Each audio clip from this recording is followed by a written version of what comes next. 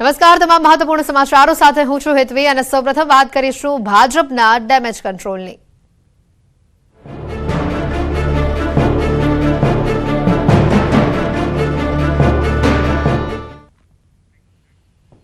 રૂપાલા વિવાદમાં સમાધાનના પ્રયાસો જે થઈ રહ્યા છે। ભાજપ નેતાઓ સાથે બેઠક પહેલા રાજપૂત આગેવાનોની બેઠક મળશે। બપોરે 12 વાગે રાજપૂત સમાજ સંકલન સમિતિની બેઠક મળવાની છે। ભાજપ નેતાઓ સાથે બેઠક પહેલા ચર્ચા કરવામાં આવશે। ક્ષત્રિય સમાજના તમામ સંગઠનોને ભેગા કરવાનો દાવો કરાઈ રહ્યો છે। સંકલન સમિતિના આગેવાનોનું નિવેદન પણ સામે આવ્યું છે। સમિતિ સમાજનો વિશ્વાસ ક્યારે નહીં તોડે। સમાધાનની દરખાસ્ત હશે તો સંસ્થાઓની બેઠક થશે। ઉમેદવારી રદની વાતમાં સમાધાનને કોઈ સ્થાન નથી। આજે સમાધાનની બેઠક નથી, આ સંકલન સમિતિ તરફથી નિવેદન સામે આવ્યું છે। સમાજને પૂછ્યા વગર નિર્ણય નહીં કરીએ। સમિતિની બેઠકમાં ચર્ચા કરવામાં આવશે। ભાજપની બેઠકમાં પણ આ વાત મુકાશે। ગુજરાતમાં રાજપૂત સમાજના વિવિધ સંગઠનોની એક સંકલન સમિતિ બની છે, જેમાં મહાકાલ સેના, કરણી સેનાનો પણ સમાવેશ થાય છે। એવો દાવો પણ સમિતિના સભ્યોએ કર્યો છે કે ગઈકાલે પાટીલના ઘરે મળેલી બેઠક બાદ રાજપૂત સંકલન સમિતિની બેઠક મળી હતી, જેમાં આ નિવેદનો અપાયા હતા।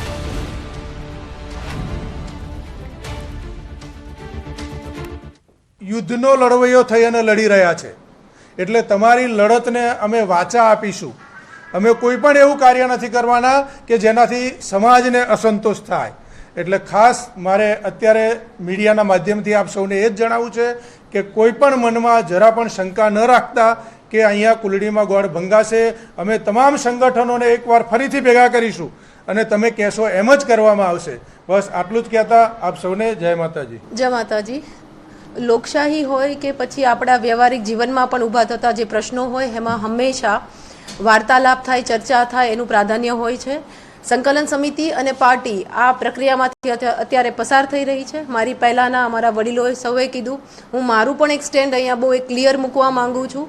જે લોકો પણ સમાધાનમાં આગળ આવે છે, જે લોકો એવું કહે છે કે માફી માંગી લીધી, સ્લીપ ઓફ ટંગ હતો, ફ્રેન્ચ ફ્રાઈઝને ફ્રાય ફ્રેન્ચી બોલે એને સ્લીપ ઓફ ટંગ કહેવાય, પણ રજવાડાઓ નમ્યા અને રોટી બેટીના વ્યવહાર કર્યા અને સ્લીપ ઓફ ટંગ ન કહેવાય એ હું ને તમે દરેક જાણો છો। મારો 14 વર્ષનો દીકરો પણ જાણે છે। એટલે આ રાજપૂત સમાજની ઇતિહાસનો સવાલ છે, અમારા સ્વાભિમાનનો સવાલ છે। એટલે હું સંકલન સમિતિ વતી મહિલા પ્રમુખ તરીકે અહીં મારા દરેક રાજપૂત સમાજના બહેનો દીકરીઓને ખાસ કહેવા માંગુ છું કે કોઈ પણ રીતે તમારા સ્વાભિમાન સાથે સમાધાન નહીં કરે। આપ સૌએ જે વિશ્વાસ મૂક્યો છે, આપ સૌ એક જે ગ્રાઉન્ડ લેવલ પર લડત આપી રહ્યા છો, આપ સૌની લડત ચાલુ રહેવી જોઈએ અને આનાથી પણ ઉગ્ર થવી જોઈએ। રાજપૂત સમાજ સંકલન સમિતિની બેઠક બાદ મળશે ભાજપના ક્ષત્રિય નેતાઓ સાથે બેઠક। અમદાવાદના ગોતામાં બપોરે 3 વાગે આ બેઠક મળશે। ભાજપના ક્ષત્રિય નેતાઓ સાથે બેઠક થશે। આ બેઠક પહેલા CR પાટીલે માહિતી આપી છે। ક્ષત્રિય સમાજની 92 લોકોની એક ટીમ છે। બેઠકમાં આગેવાનોની રજૂઆત સાંભળવામાં આવશે। સાથે જ ધીમે ધીમે વાતાવરણ સરળ બનાવવાના પ્રયત્નો પણ કરાશે।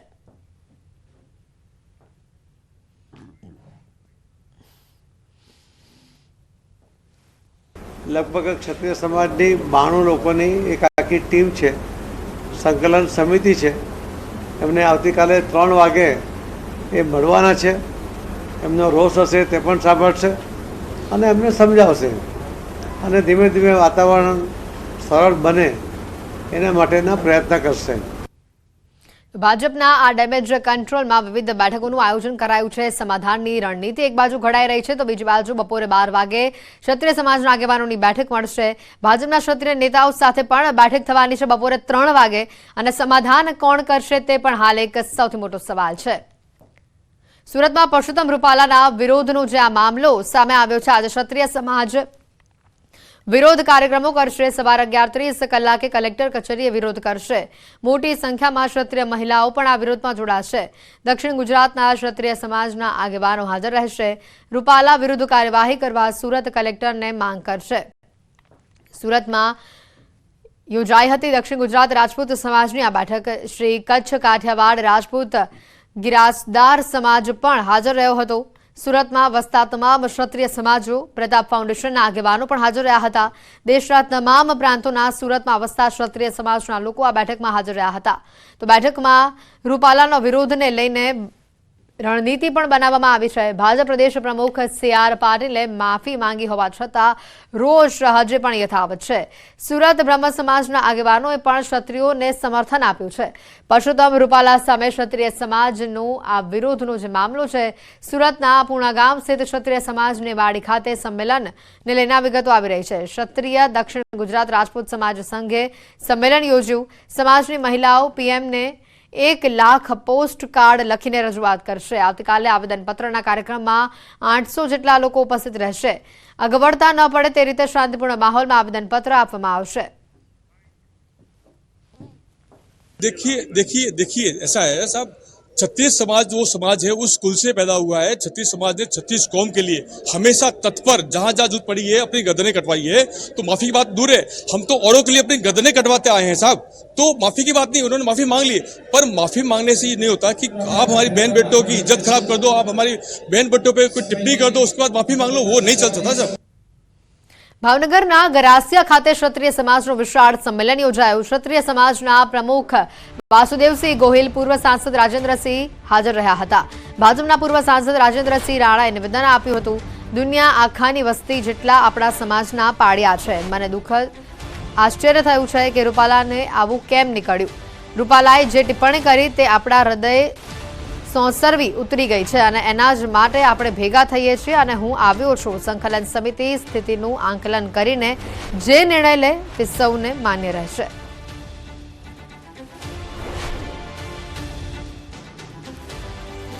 અને હિંમત જો કોઈનામાં હોય તો એ આપણા રાજપૂત સમાજમાં છે અને એમાં આપણા માન આન બાન અને શાન સમાન આપણી માતૃશક્તિ અંગે જે એમણે ટિપ્પણી કરી એ આપણા હૃદયમાં સોંસરવી ઉતરી ગયેલી છે અને એટલે આપણે આ આંદોલન અને બાકીની આપણી માંગણીઓ કરીએ છીએ।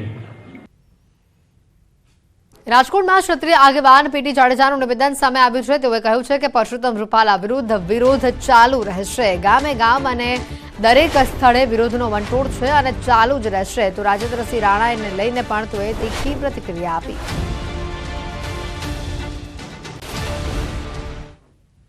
અને અમારી વાત એવી છે કે અમને સમજાવવાની જરૂર નથી, તમે પરસોત્તમભાઈને સમજાવો। સરદાર વલ્લભભાઈ પટેલને 562 રજવાડા એક ઘાએ આપી દીધા, તો પરસોત્તમભાઈ એક ટિકિટ એક ઘાએ ન આપી શકે? એક સ્વાર્થ ખાતર ભાજપને એટલું નુકસાન થશે। કેટલા દિવસથી આંદોલન છે, બેનો શેરીઓ ગલી સુધી આવી ગયા છે અને અમે તો પ્લાનિંગ બધું કરી લીધું છે। ઘરે ઘરે પત્રિકા, ગામે ગામ બેનર, બરાબર છે। મહાઆંદોલન જે હમણાં સંમેલન થશે રાજકોટમાં થશે, અત્યારે જિલ્લાઓમાં ચાલુ છે, તાલુકામાં ચાલુ છે।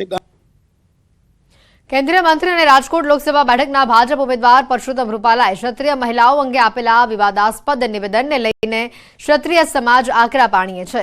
રૂપાલાની ટિકિટ રદ કરવાની માંગ સાથે ક્ષત્રિય સમાજ રાજ્યમાં ઠેર ઠેર વિરોધ કરી રહ્યું છે। ત્યારે ભાવનગરમાં પણ ક્ષત્રિય સમાજના આગેવાનોએ મોટી સંખ્યામાં રેલી યોજી કલેક્ટરને આવેદનપત્ર આપ્યું છે। રૂપાલાની ટિકિટ રદ નહીં થાય તો દેશભરમાં આંદોલન કરવાની સાથે મતદાન બહિષ્કારની પણ ચીમકી ઉચ્ચારી છે।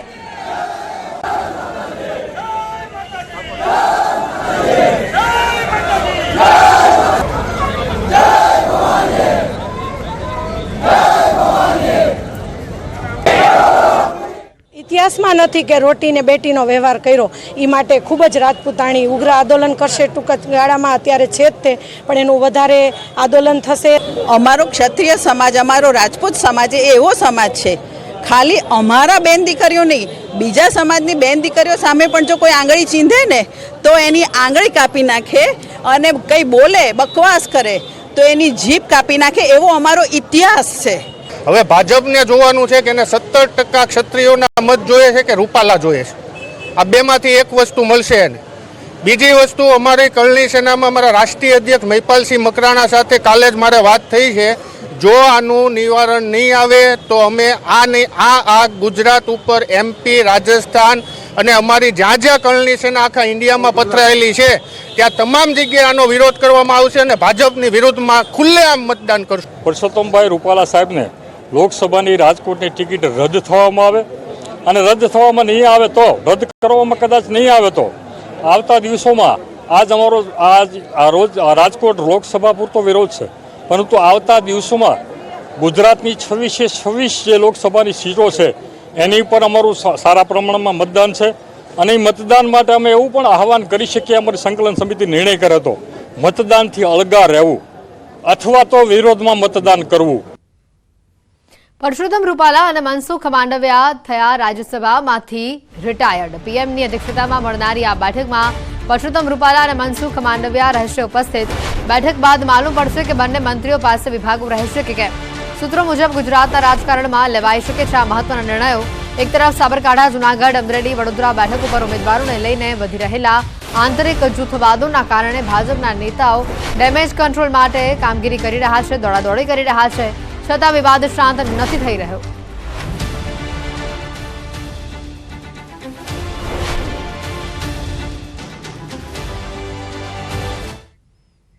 અને હવે વાત મહાસંગ્રામની.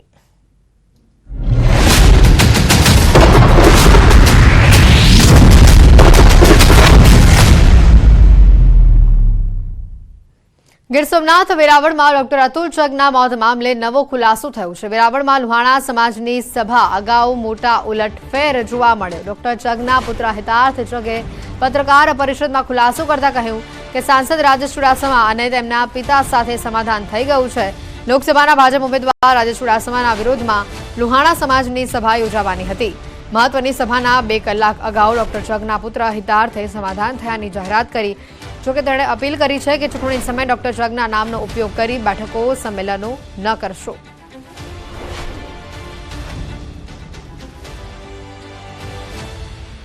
વેરાવળના ડોક્ટર અતુલ ચગના મોત મામલે રાજકારણ યથાવત છે. ચગ પરિવારની અપીલ છતાં રઘુવંશી સમાજમાં રોષ જોવા મળ્યો. અતુલ ચગના દીકરા હિતાર્થે અપીલ કરી સમગ્ર મામલે સુખદ સમાધાન થયાનું હિતાર્થ ચગે આપ્યું છે નિવેદન. ડોક્ટર ચગના નામનો ઉપયોગ કરીને બેઠકો અને સંમેલનો ન કરવા માટે પણ અપીલ કરી છે. ચગ પરિવારની અપીલ બાદ પણ રઘુવંશી સમાજે નારાજગી વ્યક્ત કરી અને રાજેશ ચુડાસમા ત્રીજી વાર રિપીટ કરાતા રઘુવંશી સમાજમાં રોષ હજી પણ જોવા મળી રહ્યો છે.